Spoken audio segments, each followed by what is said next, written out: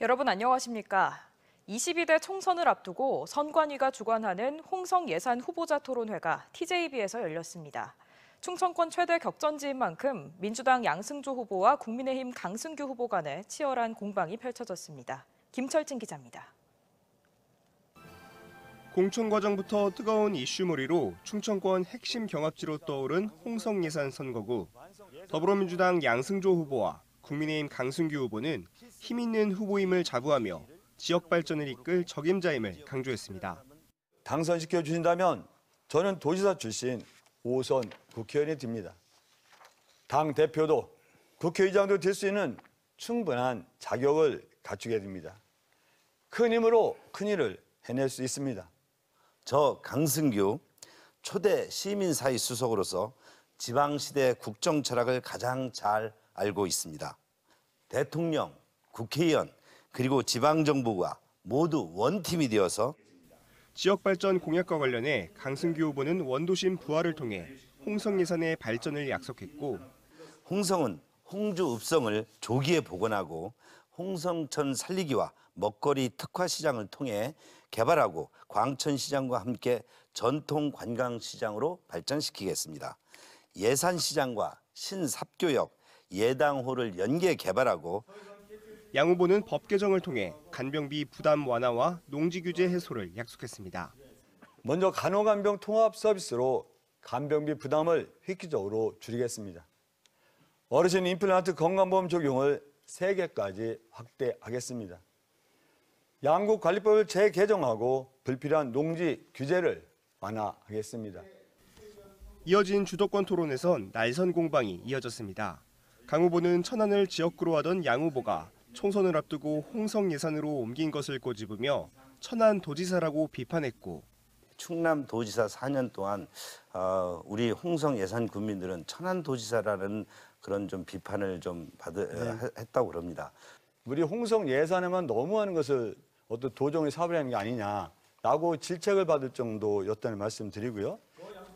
양 후보는 국민의힘 공천 과정에서 불거졌던 강 후보의 대통령 시계 논란에 대해 다시 한번 공세를 이어갔습니다. 대통령직의 만역의 살포 의혹, 관광시설 경비 대납 등 수많은 선거법 위반 의혹을 받고 있는 강승규 후보에 대해서 대통령실을 방문하면 대통령 시계도 선물하고 손수건도 드리고 각종 기념품을 드립니다. 그것이 만명이라고 와전된 것이고요. 선관위가 시계 배부에 대해서 전혀 문제가 없다라고. 두 후보는 마지막으로 각각 정권 심판과 야권 심판론을 내세워 이번 선거에서의 한 표의 중요성을 강조하며 토론회를 마무리했습니다. TJB 김철진입니다.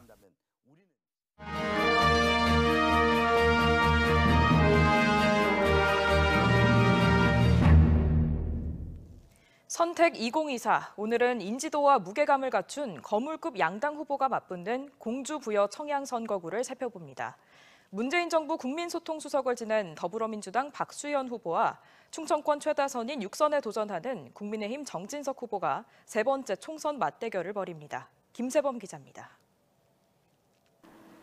공주 부여 청양 선거구는 공주 시내 권역을 제외하곤 대부분 농촌 지역으로 보수 성향이 강한 편입니다. 백제 고도인 공주와 부여가 포함돼 농촌 문제 외에도 문화관광 활성화에 대한 지역민들의 관심과 요구도 적지 않습니다. 19대 총선까진 공주와 부여 청양이 분리돼 있었지만 20대부터 인구 조정으로 합쳐진 곳입니다. 20대 총선 당시 공주 지역 초선이던 박수현 후보와 3선 출신으로 서울 중구 낙선 후 돌아온 정진석 후보 간 박빙의 승부가 펼쳐져 3.1% 차로 정 후보가 당선됐습니다. 리턴 매치였던 21대 총선에선 새벽까지 피말리는 접전 끝에 박수현 후보가 또다시 2.2% 차로 석패했습니다. 두 차례 모두 공주에선 박 후보가, 부여 청양에선 정 후보가 앞서는 소지역주의가 승패 분수령이 됐습니다. 낙선 이후 국회의장 비서실장을 거쳐 청와대 대변인과 국민소통 수석을 역임하며 정치적 중량감을 키운 박수현 후보. 농촌과 지방 소멸을 막고 지역 특성을 살려 연간 1,000만 관광객이 찾는 명품 관광지 육성에 헌신하겠다며 8년간 준비해온 자신을 이제는 도구로 써달라고 호소합니다. 우리 서민의 삶을 어떻게 대변할 것인가, 이렇게 도탄에 빠진 민생을 정말 잘 대변할 수 있어야 된다는 그런 절박한 마음으로 국회의원에 출마하게 되었고, 박 후보의 주요 공약은 금강 국가정원 조성, 공주대 의대 유치, 세종 대전 공주 간 철도 신설, 공공산후조리원 건립, 지역특화 공공기관 유치 등입니다. 당 원내대표와 비대위원장, 국회 부의장 등 풍부한 경륜을 바탕으로 충청권 최다선인 6선에 도전하는 정진석 후보. 충청이 낳은 대통령과 투표 체제로 지역 현안 해결을 약속하며 윤석열 정부를 도와 지역 발전을 이끌어낼 수 있는 힘 있는 여당 중진을 만들어달라는 큰 인물론을 내세웁니다. 공주가 뿌리인 윤석열 대통령과 정진석이 대한민국의 이 강력한 투톱이 공주부여 청량의 발전과 대한민국의 전진을 이끌겠습니다.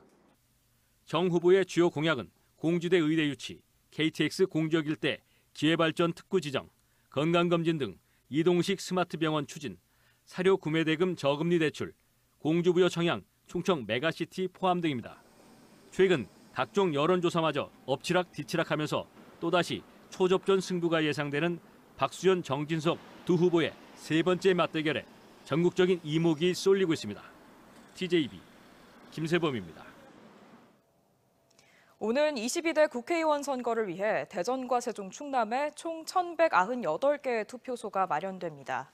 지역별로는 대전 362곳, 세종 85곳, 충남 751곳 등이며 몸이 불편한 유권자들도 쉽게 접근할 수 있도록 전체 투표소 중 99.58%는 1층 또는 승강기가 마련된 곳에 설치됩니다. 투표소 위치가 확정됨에 따라 투표 안내문과 정당 후보자의 선거 공보물도 각 가정에 발송됩니다. 벚꽃이 지는 순서대로 대학이 사라진다는 이른바 벚꽃 엔딩의 시계가 빠르게 흐르고 있는데요.